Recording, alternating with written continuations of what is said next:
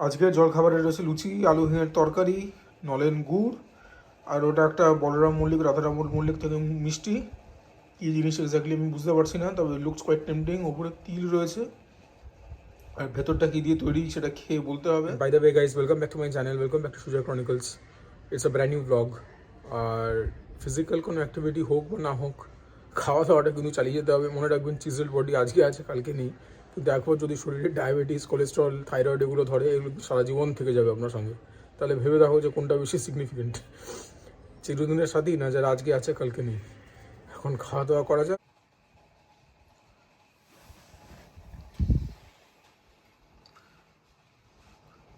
By the way, একটা জিনিস ভাবলাম তোমাদের সঙ্গে শেয়ার করি। এই মিষ্টিটা যেটা রয়েছে, ওপরের খোলটা বোধহয় ক্ষীরের, ভেতরটা কিন্তু পুরো ভ্যাকিউম। তার ভেতরে একটা দেখতে পাচ্ছ, ওটা বল মতো রয়েছে, ওটা ক্ষীরের না নারকুলের বোঝা যাচ্ছে না। তো দেখতে যতটা অ্যাপাটাইজিং ছিল, খেতে কিন্তু অন্তত ফার্স্ট বাইটের পরে সেরকম কিছুই মনে হচ্ছে না আমার। উপরের কোটিংটা হচ্ছে ক্ষীরের, আর ভেতরটা তো এরকম। আমি এটা একবার খেয়ে বলেই দিচ্ছি কীরকম ভেতরটা।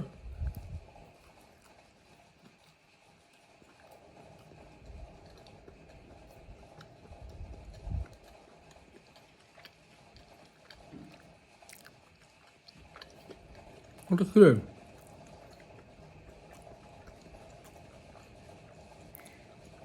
ভেতরের বলটা হচ্ছে নারকুলের। অ্যাকচুয়ালি দোষ কিছুটা আমারও আছে, কারণ আনা হয়েছে অনেকদিন আগে, ফ্রিজে ছিল। So it has dried up considerably. তোমরা যারা এটা ট্রাই করতে চাও করতে পারো, তবে আমি সাজেস্ট করবো যে কেনার সঙ্গে সঙ্গে খেয়ে নিও। বেশি দিন রাখলে পরে এরকম ড্রাই হয়ে যাচ্ছে, তখন কিন্তু খেতে খুব একটা ভালো লাগবে না। সুতরাং এটা বলতে হবে যে আমি আমার নিজ দোষেই খারাপ করেছি। এই হচ্ছে আজকে লাঞ্চের মেনু, যেটা কিনা ফেয়ারলি সিম্পল। মাটনটা তো কালকের, আপনারা দেখি বুঝতে পারছেন। আমি একটু বেশি করে মাটন এনেছিলাম, যাতে করে কিনা ভাত দিয়ে খেতে পারি। একটু মানে রোববার মাংস ভাত খেলে খুব ভাল লাগে। এটা সেই চিকেনের আচার, আমি আগেও বলেছি যে বানিয়ে রাখা যায় এগুলোকে। আর এখানে রয়েছে আলু ভাজা আর ফুলকপির ফুটি পকৌড়ি। তো প্রথমে একটু ঘি দিয়ে খাবো এটা, ব্যাস, আর কিছু না। আজকে একদম সিম্পল মেনু। বাইরে আমি কিন্তু চান করে একদম রেডি, পুজো সারা হয়ে গেছে। এবারে খেতে হবে, 1:45 মতো বাজে। খাবারের সময় আবার দেখা হচ্ছে, কেমন? প্রত্যেক দিন শুরুতে আমি পেঁপে সেদ্ধ দিয়ে স্টার্ট করি খাওয়া। তো এটা একটা হেলদি অপশন। অনেকে বলে যে এরকম সাইজের পেঁপে, বাড়ি থেকে একটু বড় সাইজের পেঁপে সেদ্ধ যদি খাওয়া যায়, তারপরে যাই খাও লিভারের উপর চাপ পড়ে না। এটা কতটা ঠিক কতটা ভুল আমি বলতে পারবো না, কিন্তু পেঁপে সেদ্ধ খাওয়া যে হেলদি, এটা নিয়ে কোনো ডাইকটমি নেই। পেঁপে সেদ্ধটা খাওয়া যাক। খেতে একদমই ভালো লাগে না, কিন্তু খেয়ে নাও।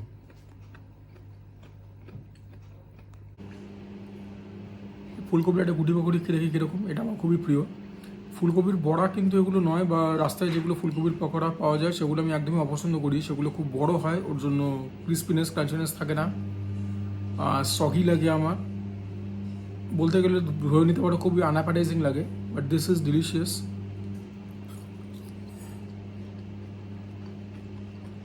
ক্রাঞ্চি, নোনতা আইটেম, সল্টি, জোয়ানের ফ্লেভার থাকে, জোয়ান দেওয়া হলে আমি এখানে পেলাম না। আর ফুলকপির থেকে একটা মিষ্টি ফ্লেভার আসে, এটা খুব ভালো লাগে। এবারে ঘি ভাত দিয়ে খেয়ে দেখা যাক কীরকম। অল্প একটু আলু ভাজা, বাই দেবে আলু ভাজা কিন্তু উইকেন্ডসে মাস্ট। এই একটু আলু ভাজা নিচ্ছি, আর এটার সঙ্গে ছোটো দেখে একটা, হ্যাঁ এইটা একটা কিউট দেখে একটা পকোড়ি নিয়ে একসঙ্গে ফার্স্ট বাইট।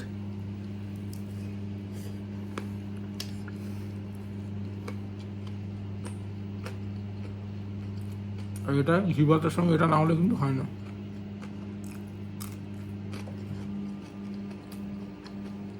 বিউটিফুল। যদিও লঙ্কা এতটা ঝাল থাকে না, তাও এই লঙ্কাতেও কোনো ঝাল নেই। এটা খেয়ে নিই, তারপর যখন নেক্সট আইটেম নেব আবার কথা হবে। মাংস ভাত মেখে নিয়েছি, বাই দ্য ওয়ে হাত থেকে প্রথমবার মোবাইল পড়ে গেল। তো প্রথম যে একটা ভয় থাকে সেটা মোটামুটি কেটে গেল। কভার রয়েছে, সবই রয়েছে, বাট যাই হোক অত কেয়ারফুলি হ্যান্ডেল করা সত্ত্বেও মাঝে মধ্যে এরকম হতে পারে। আমার হাত থেকে কিন্তু এমনিতে মোবাইল ফোন করে পড়ে না, বুঝতেই পারছো, বা হাতে ব্লগিং করছি, তার মধ্যে খাচ্ছি, অনেক জিনিস টেক কেয়ার করতে হয়। তো ঠিক আছে, এই মাটন এটা দিয়ে let's take the first byte.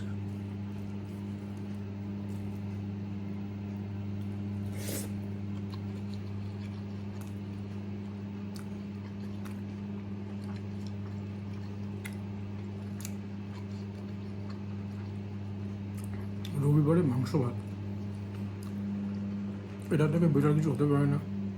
বাড়ির বানানো ভাত আর খাসির মাংস, মুরগির মাংসটা আবার মাংস নাকি?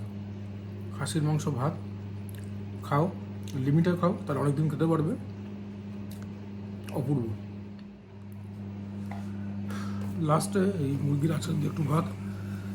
হ্যাঁ, আমি আচারটা দিয়ে লাস্টে খাচ্ছি মাটনের পরে, তার কারণ হচ্ছে যে টক টক জাল জাল হয় তো, it helps refresh the palate. তো এই হচ্ছে ব্যাপার।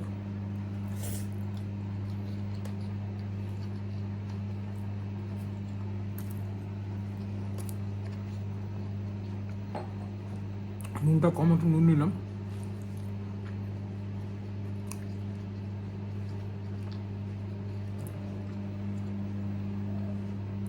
মাংসের ভেতরে যে ময়েস্ট ভাব থাকে বা ময়েস্টার থাকে সেটা অনেকটা নিয়ে চলে যায়, কারণ আচার তো অনেক দিন থেকে যায়। তারপরে যখন ফ্রিজ থেকে বার করে খাই, গরম করা হয়, এই প্রসেসে ভেতরটা অনেকটা শুকিয়ে যায়, কিন্তু তার জন্য খেতে খুব একটা খারাপ লাগে না। দেখতে পাচ্ছ মাটন চিকেনের পিসেসগুলো খুবই small. By the way mutton কিন্তু আমি খেয়েছি শুধু 3টে পিস, তাও এরকম সাইজের পিস, তো বুঝেই নাও যে খুব একটা বেশি খাইনি। তোমরাও যখন খাবে খেও, বাট খুব একটা বেশি খেও না, শরীরের উপর একটা টোল নেবে। রেড মিট খেও, একটা গ্যাপ দিয়ে খেও, আর যখনই খাবে একদম গলা অবধি খেও না, তাহলে পরে দেখবে দীর্ঘদিন খেতে পারবে। So um all done with my lunch. ওপরে চলে এসেছি, খাওয়া দাওয়া ভালোই হলো, হালকার ওপর লাইট করে, আইটেম অল্প ছিল, আর ঠিক আছে খাওয়া দাওয়া হলো। রাত্রেবেলা সেমই খাবো, রাত্রেবেলার আমি আর খাবারের ভিডিও কি দেখাবো। আর এখন একটুখানি শোবো, শুয়ে রেস্ট নেবো। দুপুরবেলার ভাত ঘুম বলে কথা, রোববারের দুপুর। আর একটা সিনেমা আমি দেখছি, মুভিটার নাম হচ্ছে গন গার্ল। বেন অ্যাফ্লেক রয়েছে, রোজামেন্ড পাইক রয়েছে। আমি পরে বলবো বিস্তারে, এখনও সিনেমাটা পুরো দেখা শেষ হয়ে ওঠেনি। সিনেমাটা ঠিকঠাক লাগলো কি না লাগলো, কি তার বৃত্তান্ত, আমি সমস্ত বলবো বিস্তারে, বাট ছোটো করেই বলবো, সেটা সন্ধ্যাবেলা হবে। বাই দ্য ওয়ে, হাত থেকে যখন সেলফোনটা পড়লো না, মানে ভয় পাওয়ারও টাইম পাইনি। আমি জানি যে আমি চেয়ারের মধ্যেই বসছিলাম, তো কতখানি বা হাইট হবে, যদিও হাত একটুখানি ওঠা ছিল এরকম জায়গায়, তার কারণ আমি অফকোর্স ভিডিও করার জন্যই প্রস্তুতি নিচ্ছিলাম। তো প্রথমেই একদম ডাইরেক্ট মাটিতে পড়েনি, আমার পা হয়ে তারপরে বোধহয় টেবিলের একটা পায়ে ধাক্কা খেয়ে পড়েছে। তো ওপর দিয়ে দেখলাম সেলফোন, কিছুই হয়নি, না হওয়ারই কথা। ওপরে গার্ড রয়েছে, তারপরে স্ক্রিন প্রোটেক্টর রয়েছে, সবই রয়েছে, বাট তাও একটা তো খুঁতখুঁতে ভাব থাকেই। এবং এটা আমি বলে রাখি তোমাদেরকে যে আমার কিন্তু ট্রিমেন্ডাস লেভেলের ওসিডি আছে, আমি খুব খুঁতখুঁতে, আমি ভেরি ফিনিকি। মানে একটা জিনিস যদি এদিক থেকে ওদিক হয়, যেগুলো কিনা আমার প্রিয় বা যেগুলো কিনা আমার সঙ্গে জড়িত আছে, মানে মাথা খারাপ হয়ে যায় আমার। এটা কবে থেকে ডেভেলপ হলো বা না হলো আমি ঠিক বলতে পারবো না, আমার মধ্যে বোধহয় এটা বরাবরই ছিল। কেননা আমি তোমাদেরকে একটা ইনসিডেন্ট শেয়ার করছি, একটা ইনসিডেন্ট মানে অনেকই হয়েছে আমার সঙ্গে। সেটা হয়েছে যে ছোটোবেলায় খুব পেনের নেশা ছিল, তো মা নিয়ে যেত কোথাও, তো প্রথমেই পেনটাকে নিয়ে আমি লিখতাম তো বটেই, লিখে তো দেখবই, বাট আমি পেনটাকে খুলে ফেলতাম। তো অনেক দোকানদার সেই ব্যাপারটাকে অপছন্দ করতেন, করবারই কথা, কারণ নেবো কি নেবো না তার কোনো শিওরিটি নেই। একটা ছেলে এসে, বাচ্চা এসে পেনটা খোলাখুলি করছে, বাট আমার এই ব্যাপারটা বরাবরই ছিল যে একদম মানে দেখে টেকে নেওয়ার। এবং আমি এখনও নিজের জুতো, জামা, ট্রাউজার, জিন্স যাই কিনি, আমি এক্সট্রিমলি ফিনিকি, আমি খুব খুঁতখুঁতে। তো এই ব্যাপারটা একটা রয়েছে আমার ওসিডি। তো সেলফোনটা তো দেখলাম ঠিকঠাকই রয়েছে, আর একবার দেখে নেবো, আর দেখেই বা করবো কি, যাই হোক। সো গাইস, এখন সন্ধ্যে হয়ে গেছে, আমি গন গার্ল মুভিটা পুরো দেখলাম। তো এটা একটা খুবই হাই কনসেপ্ট মুভি, এরকম মানে মুভি খুবই কম দেখেছি আমি আমার লাইফে। কমপ্লিকেটেড আছে, মানে বইটা চট করে বোঝাটা খুব একটা ইজি নয়, ডিফিকাল্টও নয়। তো গন গার্লের মধ্যে আমাদের প্রোটাগনিস্ট হচ্ছে, প্রোটাগনিস্ট বলাটা ভুল, কারণ এখানে সো কল্ড হিরো বা সেরকম কেউ হিরোইন নেই, বাট লিড অ্যাক্টর হচ্ছে বেন অ্যাফ্লেক। যারা বেন অ্যাফ্লেককে চেনো অনেকেই, he is very popular, very handsome. যারা না চেনো, ও এখন এখনকার দিনে ব্যাটম্যান প্লে করে ডিসি কমিক্সে। আর রয়েছে Rosamund Pike. Rosamund Pike has been a Bond girl before, তার মানে ও জেমস বন্ড বইতে অভিনয় করেছে, প্লাস আরও ওর ফিল্মোগ্রাফি খুবই ইলাবোরেট। টম ক্রুজের সঙ্গে একটা সিনেমা করেছিল জ্যাক রিচার বলে, ফার্স্ট পার্টটা দেখো। তো এনিওয়েজ বইটা আমার দেখে খুবই ভালো লাগলো। বইটার আমি কিছুটা জিনিস শেয়ার করছি। এই বইটা কোনো থ্রিলার নয়, সুতরাং এটার গল্প শেয়ার করাই যায়। অভিনয় কিন্তু মানে অসাধারণ হয়েছে, স্পেশালি রোজামান্ড পাইকের। এমনিতেও উনি খুবই একজন নামকরা অভিনেত্রী। যাই হোক, তো ফিল্মটা দেখাচ্ছে যে যে আমাদের বেন অ্যাফ্লেক, সে সকালবেলা উঠে একটা বারে গেছে। সে বারটা ওন করে হচ্ছে ও আর ওর টুইন সিস্টার। তো সেখানে বোনের সঙ্গে কথাবার্তা বলে বিয়ার ফিয়ার খেয়ে যখন বাড়ি ফিরেছে, তো নিজের বউকে খুঁজে পাচ্ছে না। আর ওদের যে লিভিং স্পেস কিচেনের সঙ্গে লাগোয়া, সেখানে দেখছে যে কিছু ধস্তাধস্তির সাইন রয়েছে এবং একটা কাচের টেবিল ভেঙে পড়ে রয়েছে। তো সঙ্গে সঙ্গে পুলিশকে ইনফর্ম করে, পুলিশ আসে, পুলিশ এসে ব্যাপারগুলো ইনভেস্টিগেট করে। তো এই ইনভেস্টিগেশন চলার মধ্যে অ্যাকচুয়ালি মানে যে দিনকার সকালের ঘটনাটা হচ্ছে, যেদিনকে মানে ও বারে গেল, ওয়াইফকে মিসিং পেলো, that is actually his and Rosamund Pike's 5th wedding anniversary. যাই হোক, তো পুলিশ যখন ইনভেস্টিগেশন করছে, তো তখন ওরা কিছু ক্লু পায় এনভেলপের মধ্যে। তো বেন অ্যাফ্লেক বলে যে প্রত্যেক অ্যানিভার্সারিতে রোজামান্ড পাইক এরকম ট্রেজার হান্ট খেলতো ক্লু লিখে লিখে, এবং ওয়েডিং অ্যানিভার্সারিতে যেরকম গিফট দেয় স্পাউসরা একে অপরকে, সেরকম গিফটটা এরকমভাবে রোজামান্ড পাইক রিভিল করতো। যাই হোক, সেটা একরকম হলো। এবার রোজামান্ড পাইকের ব্যাপারে একটুখানি বলে রাখি, মানে ওর ক্যারেক্টারটা কিরকম। মানে she belongs from a very wealthy family. ওর পেরেন্টসরা ওর ব্যাপারেই, ফিল্মে ওর নাম হয়েছে এমি। তো অ্যামেজিং এমি বলে একটা চিলড্রেন্স বুক ওর বাবা মা পাবলিশ করে, যেটা কিনা loosely based on her life. তো রোজামান্ড পাইক এটার জন্য একটুখানি রিজেন্টফুল টুয়ার্ডস হার প্যারেন্টস, যে ওর লাইফকে বিক্রি করে, হ্যাঁ ওর বাবা মা চলছে, ওকে অ্যাকচুয়ালি ভালোবাসে না বা কেয়ার করে না। এনিওয়েজ, তো এমি যে ক্যারেক্টারটা, মানে রোজামান্ড পাইকের যে ক্যারেক্টারটা, মানে she is extremely intelligent, Harvard থেকে ডিগ্রি আছে, so on and so on. আর বেন অ্যাফ্লেকের যে ক্যারেক্টারটা, বেন অ্যাফ্লেক হচ্ছে একটা টিচার, স্কুল না কলেজের ঠিক বলতে পারবো না, রাইটিং টিচার। তো ওরা নিউ ইয়র্কে বেসড, ঠিক আছে। এরপরে রিসেশন হিট করে, রিসেশনে দুজনে নিজেদের চাকরি খুইয়ে তারা ফিরে আসে মিসৌরিতে, যেটা কিনা বেন অ্যাফ্লেকের হোম টাউন।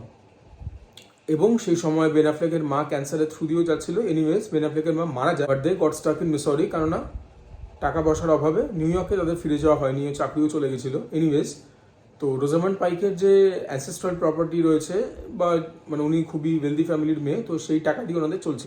এবারে ইনভেস্টিগেশন আবার ফিরে আসি। তো ইনভেস্টিগেশন যখন ডিটেকটিভরা করছে পুলিশ ডিপার্টমেন্টে, তখন ক্লুগুলো পায় যেগুলো বলছিলাম। তো এবারে যখন ক্লুগুলো আনআর্থ করছে, তখন ওরা অনেক কিছু জিনিস জানতে পারছে পুলিশ অফিসাররা। তো সেই ক্লুগুলো এক একটা লোকেশনে রয়েছে। তো সেই লোকেশনে গিয়ে এক একটা এমন জিনিস পাচ্ছে যেগুলো কিনা বেন অ্যাফ্লেক ঠিক বুঝতে পারছে না কি করে হচ্ছে। তো ব্যাপারটা এরকম দাঁড়াচ্ছে যে মানে ব্যাপারটা দুরকমভাবে দেখাচ্ছে। যদি আমি বোঝাতে পারি তাহলে একরকম চেষ্টা করছি বোঝাবার। অন ওয়ান সাইড ন্যারেশন চলছে যে বেন অ্যাফ্লেক যেটা প্রেজেন্টে, যেটা ওর মধ্যে দিয়ে যাচ্ছে, যে ওর বউ মিসিং, সেটা একটা দিকে দেখাচ্ছে। আর একটা দিকে ফ্ল্যাশব্যাকে দেখাচ্ছে রোজামান্ড পাইক আর বেন অ্যাফ্লেক কি করে প্রেমে পড়লো একে অপরের, so on and so on. তো সেখানে দেখাচ্ছে যে বেন অ্যাফ্লেক আর রোজামান্ড পাইকের বিয়েটা বা ওদের সাংসারিক জীবন, দাম্পত্য জীবন ভালো চলছিল না, সেখানে খুব অশান্তি ছিল। এবং বেন অ্যাফ্লেক অ্যাকচুয়ালি চিটিং করছিল on Rosamund Pike with one of his স্টুডেন্টটা খুবই ইয়াং, খুবই পার্কি। তো যাই হোক, আচ্ছা একটা কথা বাই দ্য ওয়ে আমি এখানে ডিসক্লেমার দিয়ে রাখি যে এই সিনেমাটা কিন্তু একটা অ্যাডাল্ট মুভি। এটার কনসেপ্টও অ্যাডাল্ট, এখানে কিছু এক্সপ্লিসিট সিনসও আছে, তো ভিউয়ার ডিসক্রিপশন ইজ অ্যাডভাইসড।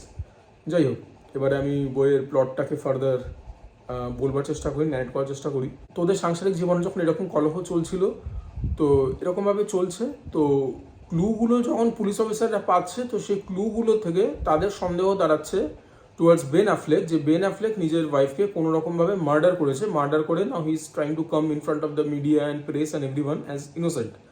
ওর বাবা মা, মানে রোজামান্ড পাইকের বাবা মাও very influential, they are holding press conferences very often, they are arranging for meet ups, they are arranging for people to come and gather and encourage the community to start searching for their daughter. তো এরকম যখন ব্যাপার স্যাপার চলছে, তো everyone is kind of sympathising with Rosamund Pike's character, যে এত bright একটা মানুষ কোথায় গেল, কিভাবে হারিয়ে গেল, so on and so on. আর they at that point of time also were kind of sympathizing with Ben Affleck কারণ ওনার বউ চলে গেছে, but with passage of time পুলিশরা সমস্ত কিছু ইন্ডিকেট করছিল যে Ben Affleck may have killed his wife, কিন্তু পরিষ্কারভাবেই সিনেমাতেই দেখিয়ে দিয়েছে যে বেন অ্যাফ্লেক হত্যা করেননি।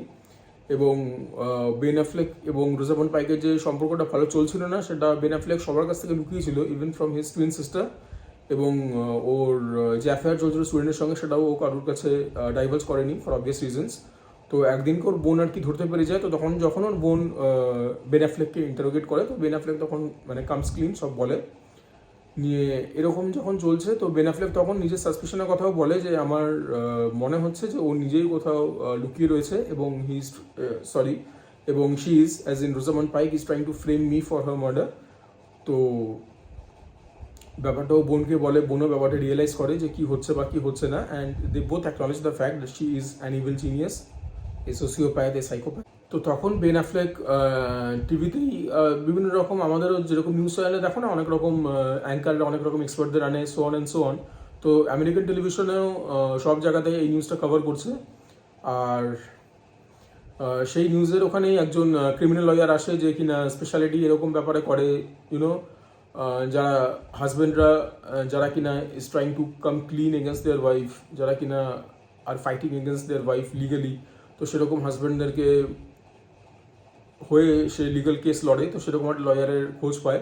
তো সে লয়ারকে যখন সব কিছু বলে তখন লয়ার বলে যে দেখো ব্যাপারটা রোজামন্ড পাইক এরকমভাবেই সাজিয়েছে যাতে করে কিনা সমাজের চোখে তুমি বাজে হও, কারণ আমাদের সমাজ খুবই জাজমেন্টাল এবং আমাদের সমাজ যেরকমভাবে একটা লোককে দেখে সেটা খুব ইম্পর্টেন্ট, কারণ সেখানে অনেক সময় লয়েরও হাত বাঁধা হয়ে যায়, লও কিছু করতে পারে না, মানে আইনও কিছু করতে পারে না। আর এদিকে রোজামন্ড পাইকের ক্যারেক্টারটাকে কি দেখাচ্ছে যে রোজামন্ড পাইক গাড়ি করে একটা সার্টেন লোকেশনে যাচ্ছে এবং Rosamund Pike has completely change her outward appearance. Amy হিসাবে ওকে যেরকম দেখতে ছিল সেই পুরো অ্যাপিয়ারেন্সও চেঞ্জ করে ফেলেছে।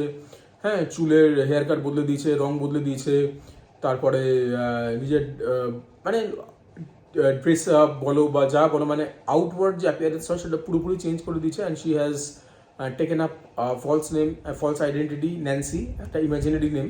নিজের অ্যাকসেন্ট বদলে একটা টেক্সাসের লোকেরা যেরকম অ্যাকসেন্টে কথা বলে সেরকম অ্যাকসেন্ট অ্যাডাপ্ট করে নিয়েছে। তো এখন রোজামন্ড পাইক যেখানে গিয়ে থাকছিল তো সেটা হচ্ছে নেবার, তো সেই নেবারহুডে একটা মেয়েও রয়েছে ওর নেবার। তো সে মেয়েটার একটা ফিল্মও রয়েছে, অ্যাজ ইন একটা বয়ফ্রেন্ড তো বলা যায় না, মানে ওই আর কি, মানে এটা on again of again relationship টাইপের একটা ছেলে রয়েছে। সেই মেয়েটা গায়ে পড়ে আর কি রোজামন্ড পাইকের সঙ্গে বন্ধুত্ব করার চেষ্টা করে। তো রোজামন্ড পাইক প্রথমে খুব একটা পাত্তা দেয় না, বাট যাই হোক চলে চলে চলে চলে। তো একদিনকে হঠাৎ করে রোজামন্ড পাইকের ডোরে নক হয়, শি ওপেন দ্য ডোরস, আর সে মেয়েটা এবং তার সো কল্ড বয়ফ্রেন্ড ঢুকে তারা রোজামন্ড পাইককে ধমকায় এবং ছেলেটা ফিজিক্যালি একটুখানি নিজের গায়ের জোর দেখায় রোজামন্ড পাইক, এবং রোজামন্ড পাইকের যত ক্যাশ ছিল সমস্ত নিয়ে নেয়। এবার রোজামন্ড পাইক কি হয়, মানে একদম মানে আর কি টাকা পয়সা ছাড়া হয়ে যায়। And since she is trying to prove that she is dead and Ben Affleck had killed her, তো ওর নিজের ব্যাঙ্ক অ্যাকাউন্ট অ্যাপ্রোচ করতে পারে না, নিজের কোনো ক্রেডিট কার্ড ইউজ করতে পারে না, ওর সমস্ত রিলায়েবিলিটি ছিল ওভার দ্য ক্যাশ। সেটা একটা দিক গেল। আর ওদিকে বেন অ্যাফ্লেকের দিকে দেখাচ্ছে যে পুলিশরা ইনভেস্টিগেট করছে, সেখানে বারবার একটা নেবারহুড থেকে একটা মহিলা আছে, নোয়েল না কি নাম ঠিক মনে পড়ছে না, she is a pregnant woman, she has a few kids also. তো সে বারবার মিডিয়ার কাছে ক্লেম করে, পুলিশের কাছে ক্লেম করে যে এমি মানে রোজামন্ড পাইক ওয়াজ হার বেস্ট ফ্রেন্ড। এদিকে বেন অ্যাফ্লেকের কিন্তু এটা কোনো আইডিয়া নেই। এবারে ফ্ল্যাশব্যাকে দেখাচ্ছে যে রোজামন্ড পাইক খুব বুদ্ধি করে নোয়েল বলে যে ক্যারেক্টারটা রয়েছে, নোয়েল কিনা আমার ঠিক মনে পড়ছে না, এনিওয়েজ নেবারহুডে যে প্রেগনেন্ট মহিলাটা রয়েছে তো সেই মহিলাটাকে একটুখানি বোকাশোকা। তো রোজামন্ড পাইক বুদ্ধি করে এরকম একটা মহিলাকে নিজের কনফিডেন্ট বানায়, একটা বেস্ট ফ্রেন্ড মতো বানায় এবং তার কাছে আর কি নিজের দুঃখের কথা বলে যে হাজব্যান্ড কিরমভাবে ওকে ইল ট্রিট করে, হ্যাঁ গায়ে হাত তোলে, so on and so on, যেরকম হয় চিলামিল্লি করে, চলাচালি করে। এবং নোয়েল ক্যারেক্টারটাকে পুরোপুরি নিজের কনফিডেন্সে নিয়ে নেয় যে হ্যাঁ ওর ম্যারেজ কাজ করছে না এবং ওর হাজব্যান্ড ওর উপরে খুবই অত্যাচার করে। এবারে সে ভদ্রমহিলা এগুলো প্রেসের সামনে বলেছে, তো বেন অ্যাফ্লেকের 12টা আরও বেজেছে। তো সমস্ত কিছুই আর কি বেন অ্যাফ্লেকের বিরুদ্ধে কি দাঁড়াচ্ছে যে as a human being he is not right. ব্যাপারটা বোঝার আপনারা চেষ্টা করুন, কেননা পুলিশ কিন্তু কাউকে চট করে গ্রেফতার করতে পারে না, বিকজ তারা কোনো লাশ পায়নি, তারা কোনো মার্ডার ওয়েপন পায়নি। শুধুমাত্র মানে কীরকমভাবে কেসটাকে সাজানো হয়েছে যে মানে একটা মানুষের ক্যারেক্টার ফ্লসগুলোকে সামনে এনে এমনভাবে মানুষটাকে বিকৃত করা হয়েছে যেন লোকেরা ধরে নেয় যে সে অ্যাকচুয়ালি খুনি। রোজামেন্ড পাইক আবার একটা ডায়েরিও লিখে দিয়ে গেছে, সেই ডায়েরিটাও সে লিখেছে কিন্তু বেন অ্যাফ্লেককে ফাঁসাবার জন্যই। প্রথম দিকে ডায়েরিতে শুরুতে সব সত্যি কথা লিখেছিল, যখন ওরা প্রেমে পড়ে, ওদের কীভাবে রিলেশনশিপটা ডেভেলপ হয়, কীভাবে প্রপোজ করে, হ্যান ত্যান সব লিখেছে। কিন্তু পরের সমস্ত যে ঘটনাগুলো রয়েছে সেগুলো সব অতিরঞ্জিত, সেগুলো সব করা হয়েছিল বেন অ্যাফ্লেককে ফ্রেম করার জন্য, যে কীভাবে বেন অ্যাফ্লেক ওকে টর্চার করতো, গায়ে হাত তুলতো, সেগুলো বেন অ্যাফ্লেক কিছুই করেনি। এবং ডায়েরির লাস্ট লাইনে লিখে রেখেছে যে রোজামেন্ড পাইক was actually fearing for her life that her husband, that is Ben Affleck, might eventually end up killing her. নিয়ে এই ডায়েরিটাকে খুব ট্যাকটিক্যালি বেন অ্যাফ্লেকের যে বাবার বাড়ি, সেই বাবার বাড়িতে একটা ফায়ার প্লেসে ঢুকিয়ে এমনভাবে জ্বালিয়েছে যাতে লেখা ফেখা সবই পড়া যায়, ঠিক আছে। আর এই ট্রেজার হান্টের যে ব্যাপারটা ছিল, যে মানে ওয়েডিং অ্যানিভার্সারিতে রোজামেন্ড পাইক কিছু গিফট দিত থ্রু ট্রেজার হান্টস, তো এই ট্রেজারের এই ক্লুগুলো সলভ করতে করতেই কিন্তু পুলিশ ডায়েরিটা হাতে পায়। এবং ডায়েরিটাতে লাস্টে যেহেতু ওই কথাটা লেখা থাকে, তো they were kind of forced to arrest Ben Affleck. Anyways Ben Affleck খুব তাড়াতাড়ি জেল থেকে ছাড়া পেয়ে যায় because of his efficient lawyer. কেননা লয়ার ব্যাপারটা এটাই বলে যে আপনাদের কাছে কোনো লাশ নেই, কোনো মার্ডার পেপার নেই, তো আপনারা কীভাবে এই ব্যাপারটা করতে পারেন, মানে আপনারা কীভাবে কনক্লুসিভলি প্রুভ করতে পারেন যে আমার ক্লায়েন্ট অ্যাকচুয়ালি মার্ডারটা করেছে। তখনই লয়ার ভদ্রলোকটি বেন অ্যাফ্লেককে অ্যাডভাইস করে যে you please go in front of the media, আর তুমি বলো যে তুমি তোমার ওয়াইফের ব্যাপারে এই সমস্ত ব্যাপারগুলো বলো, আর তুমি বলো এই ব্যাপারটা যে আমার এরকম একটা ফিলিং ছিল, মানে আমার একটা কলেজ স্টুডেন্ট না স্কুল স্টুডেন্টের সঙ্গে আমি একটা অ্যাফেয়ারে জড়িয়ে পড়েছিলাম এবং I have been unfaithful towards my wife. তুমি তোমার ওয়াইফের কাছে অ্যাপোলজি চাও, কেননা সোসাইটি এরকম লোকদেরকে মাথায় করে রাখে। তোমার নিজের ইমেজটাকে ক্লিন করা খুব দরকার, কেননা তোমার ইমেজের 12টা বেজে যাচ্ছে, এবং তুমি যদি তোমার ইমেজটাকে ক্লিন না করো তাহলে পরে কিন্তু এই কেসটা থেকে তোমাকে বাঁচানো মুশকিল হয়ে যাবে। কেননা লিগ্যাল ট্রায়াল তো একটা জিনিস আছেই, বাট মিডিয়া ট্রায়ালও একটা খুব বড় ব্যাপার হয়ে দাঁড়াচ্ছে এই কেসটাতে। বেন অ্যাফ্লেক যখনই এই মিডিয়া রিলিজটা করতে যাবে, আর কিছুক্ষণ আগেই বা মানে একদিন আগেই আর কি, ওর যে college student she comes clean, তো সে একটা প্রেস কনফারেন্স করে বলে দিল যে আমার টিচারের সঙ্গে এরকম অ্যাফেয়ার ছিল, তো আমি তাকে ভালোবেসেছিলাম, বাট সে লোকটা ভালোবাসার যোগ্য নয়, so on and so on, যে যার বউকে মার্ডার করতে পারে সে আমার মতো একটা মেয়েকে কী বা সম্মান দেবে।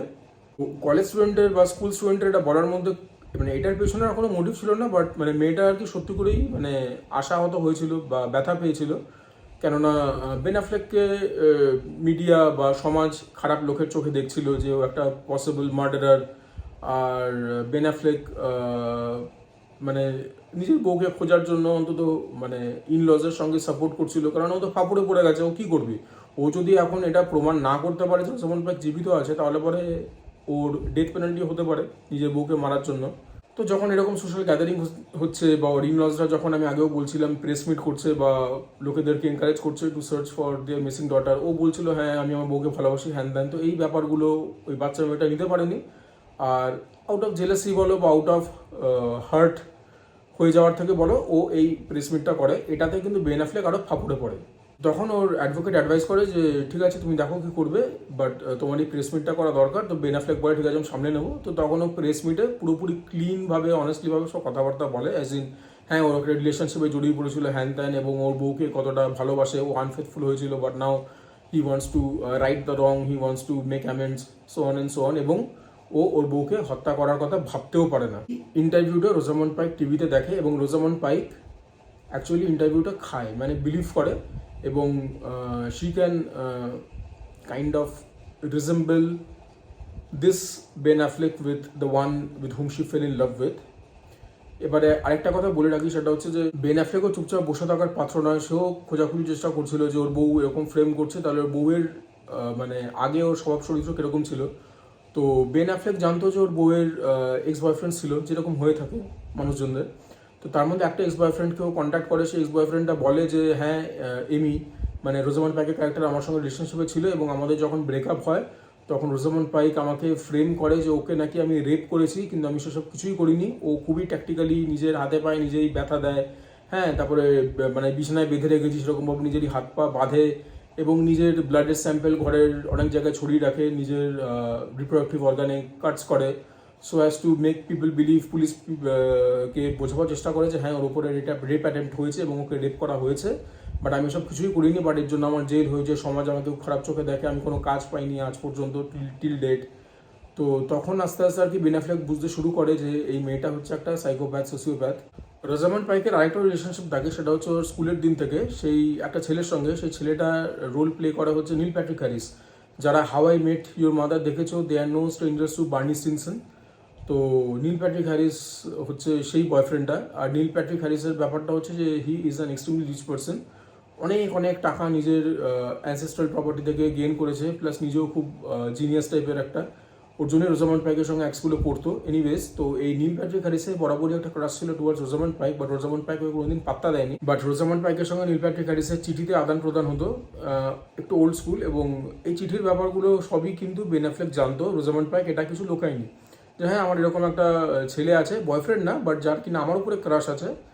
তো আমি তাকে সব ক্লিয়ারলি বলা সত্ত্বেও সে আমার সঙ্গে রিলেশনশিপ অ্যাজ ইন ফ্রেন্ডশিপ রাখতে চায় over letters, so on and so on. তো তাকেও বেন অ্যাফ্লেক অ্যাপ্রোচ করার চেষ্টা করে, বাট সে মানে নীল প্যাট্রিক হ্যারিস ওকে এক কথায় বাড়ি থেকে তাড়িয়ে দেয়। Neil Patrick Harris actually basically হচ্ছে hopelessly in love with Rosamund Pike's character. Anyways, তো রোজামন্ড পাইকের ক্যারেক্টার রিমি যখন এই ইন্টারভিউটা দেখে যেটা বেন অ্যাফ্লেক দেয়, দ্যাট হি কামস গুড, ও মিডিয়ার সামনে সমস্ত স্বীকারোক্তি দেয় এবং বলে যে আমি আমার ওয়াইফকে মিস করছি, and I can't even imagine that I am murdering or I have murdered her. তো তখন ও ভাবে যে বেন অ্যাফ্লেক ঠিকঠাক হয়ে গেছে। তো যখন এই ইন্টারভিউটা রোজামন্ড পাইক দেখে, তখন কিন্তু ও নীল প্যাট্রিক হ্যারিসের বাড়িতে রয়েছে। এবার এই ব্যাপারটা আমি বলে রাখি, রোজামন্ড পাইককে তো সমস্ত কিছু চুরি করে নিল ওর নেবার, চুরি করে ওই মেয়েটা এবং ছেলেটা পালিয়ে গেল। এবং রোজামন্ড পাইক পুলিশকে কিছু বলতেও পারবে না, কারণ পুলিশকে যদি অ্যাপ্রোচ করে পুলিশ জানতে পেরে যাবে যে ও বেঁচে আছে, ও ন্যান্সি নয়, ও এমি। এবং যে মেকআপ টেকআপগুলো ও ধরেছে to have a different look, সেগুলো পুলিশের চোখে তো ধোকা দিতে পারবে না, ওর জন্য পুলিশকে অ্যাপ্রোচ করতে পারেনি। তো তখনও কী করবে, ও তখন অ্যাপ্রোচ করে এই মানে নীল প্যাট্রিক হ্যারিসের ক্যারেক্টারটাকে। নীল প্যাট্রিক হ্যারিস এসে ওকে গাড়িতে পিক আপ করে এবং নিয়ে যায় ওর একটা লেক হাউসে।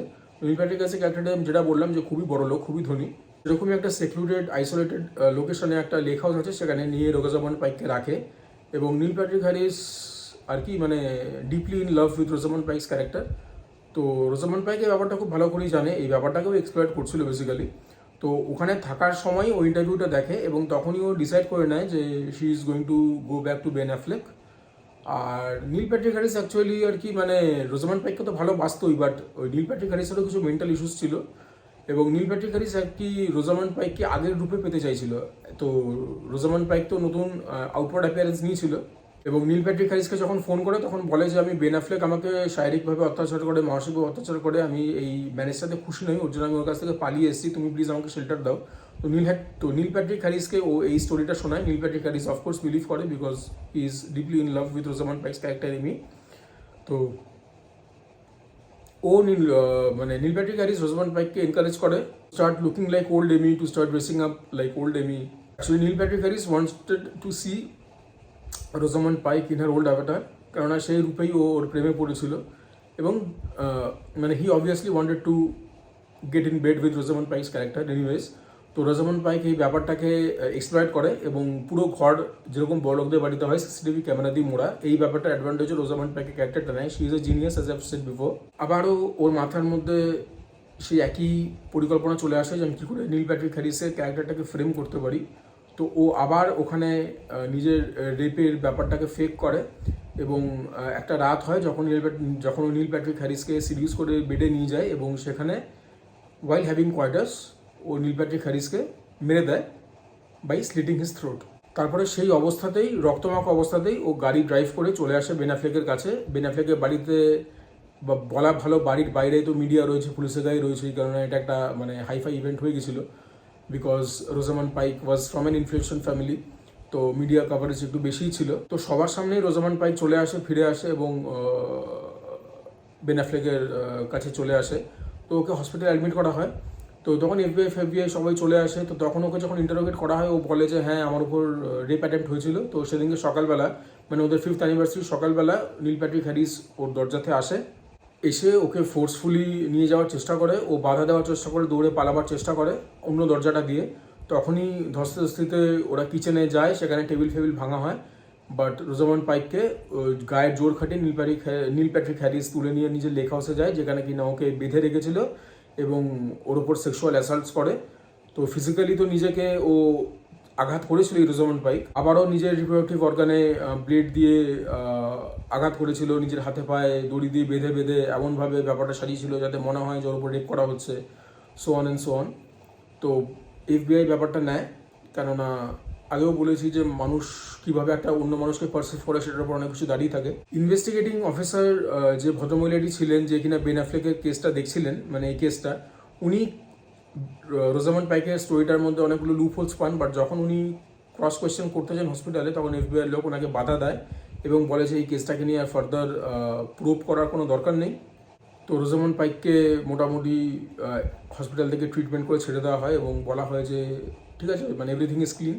ও যখন নিজের হাজব্যান্ডকে মাফ করে দিয়েছে তখন আর সমাজের কি নাক গলাবার দরকার বা পুলিশের কি নাক গলাবার দরকার। এবং পুলিশও বেন অ্যাফ্লেককে ক্লিন চিট দিয়ে দেয়, কারণ বেন অ্যাফ্লেকের সম্বন্ধে অভিযোগ এটাই ছিল যে ওর বউকে মেরেছে। কিন্তু যখন রোজামন্ড পাইক বেঁচে আছে এবং ফিরে এসেছে তখন তো আর কেসটা দাঁড়ায় না। বাট বেন অ্যাফ্লেক তো জানে যে মোটামুটি কি হয়েছে, যে ওকে মার্ডারে ফ্রেম করার জন্যই রোজামন্ড পাইক পালিয়েছিল। তো রোজামন্ড পাইক যখন বেন অ্যাফ্লেক মানে যে বাড়িটা ওরা থাকে সেখানে যখন ফিরে আসে, তখন রোজামন্ড পাইক নিজেও পুরোপুরি নিউড হয় এবং বেন অ্যাফ্লেক খুব ভয় নিউড হতে, বিকজ রোজামন্ড পাইক সন্দেহ করেছিল যে হতে পারে কোনো হিডেন ওয়্যার রয়েছে বেন অ্যাফ্লেকের মধ্যে, যাতে করে কিনা রেকর্ড করতে পারে রোজামন্ড পাইক যা বলছে। এনিওয়েজ, সেরকম অবস্থাতে নিউড হয়ে ওরা শাওয়ারে যায়। শাওয়ারে গিয়ে রোজামন্ড পাইক সমস্ত কিছু স্বীকার করে যে হ্যাঁ, ও এরকমভাবেই ওকে ফ্রেম করার চেষ্টা করেছিল এবং ও নীল প্যাট্রিক হ্যারিসকে মেরেছে এবং সে সব কিছু করেছে বিকজ যখন ইন্টারভিউটা বেন অ্যাফ্লেক দিয়েছিল তখন সেই ইন্টারভিউটাতে দেখে রোজামন্ড পাইকে মনে হয়েছিল যে বেন অ্যাফ্লেক আবার আগের মতো হয়ে গেছে, যার সঙ্গে কিনা ও প্রেমে পড়েছিল। তখন বেন অ্যাফ্লেক বলে যে you are a sociopath, you are a psychopath, তোমার সঙ্গে কী করে থাকবো, আই ওয়ান্ট আ ডিভোর্স। তখন রোজামন্ড পাইক বলে যে তুমি এই চেষ্টাটাও করো না, কেননা সমাজ সদ্য তোমাকে ভালো চোখে দেখা শুরু করেছে এবং আমি তো ওদের কাছে একজন সেন্ট, একজন এঞ্জেল, এবং তুমি এটা ভুলে যেও না যে তুমি যে বারটা তোমার সিস্টারের সঙ্গে চালাও সেটার জন্য টাকা আমি দিয়েছি, so on and so on. তো তুমি যদি আমাকে ডিভোর্স দেওয়ার চেষ্টা করো, আমি আবারও প্রমাণ করে দেবো, আমার প্রমাণ করতে বেশি টাইম লাগবে না, যে তুমি শুধুমাত্র টাকার জন্য এই সমস্ত কাজপত্র করতে এবং তুমি একটা অতীব খারাপ মানুষ। যখন ওদের বিবাহ চলছিল, ওদের বিবাহের মধ্যে তো প্রবলেম ছিলই, তো বাচ্চা নিয়েও একটা সমস্যা হচ্ছিল, যে একবার বেন অ্যাফ্লেক যখন বাচ্চা চাইছিল তখন রোজামন্ড পাইক চাইছিল না, রোজামন্ড পাইক যখন বাচ্চা চাইছিল তখন বেন অ্যাফ্লেক চাইছিল না। তো বেন অ্যাফ্লেক একবার নিজের কিছু স্পার্ম ফার্টিলিটি ক্লিনিকে দিয়ে আসে।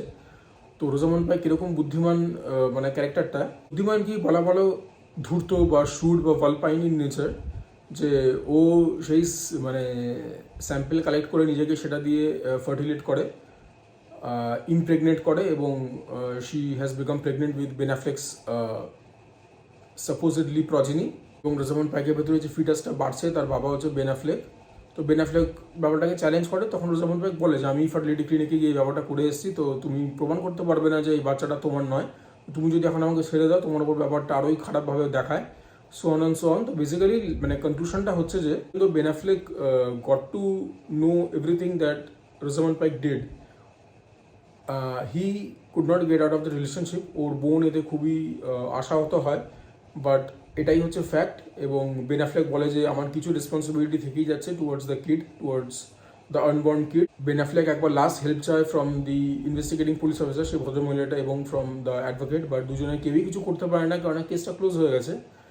তো লাস্টের কনক্লুশন এটাই দাঁড়ায় যে মানে despite having so much of problems এবং despite Ben Affleck knowing what Rosamund Pike did, দুজনেই আর কি সম্পর্কটাকে এগিয়ে নিয়ে যায়, জিয়ে নিয়ে যায়। এইটা এমন একটা সিনেমা যেটা কিনা কোনো মরাল ছিল না। অনেক স্টোরিতে হয় না, there is a moral to the story, এই স্টোরিটা সেরকম কিছু ছিল না, but it is a very well directed movie. একটু কমপ্লিকেটেড আছে, স্ক্রিপ্টটা খুবই অনবদ্য, খুবই নতুন, there is a lot of novelty to the script. অভিনয় প্রত্যেকের দারুণ হয়েছে, রোজামন্ড পাইক তো সবাইকে ছাপিয়ে গেছেন। আর বইটা পারলে তোমরা দেখো, বইটার নাম হচ্ছে গন গার্ল, GONEGIRL, মানে যে মেয়ে চলে গেছে। সো গাইস, আমি খাওয়া দাওয়া করে চলে এসেছি, ডিনার আমি কিছু দেখালাম না, কারণ লাঞ্চ আর ডিনার আমার সেম থাকে। ভিডিওটা তোমরা যদি শেষ অবধি দেখে থাকো, তোমাদের যদি আমার কন্টেন্ট পছন্দ হয়ে থাকে, তাহলে please do consider subscribing to my channel Sujoy Chronicles. চ্যানেলটাকে প্লিজ সাপোর্ট করো, চ্যানেলটা প্রতি আমি খাটছি, I am trying to become a better blogger. তোমরা প্লিজ একটু এনকারেজমেন্ট দেখাও, তোমরা যদি বেশি এনগেজমেন্ট দেখাও তাহলে আমিও আরও বেশি মোটিভেটেড থাকবো চ্যানেলটার পিছনে খাটবার জন্য। আর please share the channel with your friends and family, do comment down below. আমার ভিডিওতে কোনো কমেন্টই পড়ে না, so that is highly demotivating. তোমরা একটুখানি এনকারেজমেন্ট প্লিজ দেখাও, আর চ্যানেলটার প্রতি এনগেজমেন্ট বাড়াও, চ্যানেলটা যাতে মনিটাইজ করতে পারি। আর please click on the bell notification so that you are notified every single time I post a new video. And as always, this is me, Sujoy, signing off.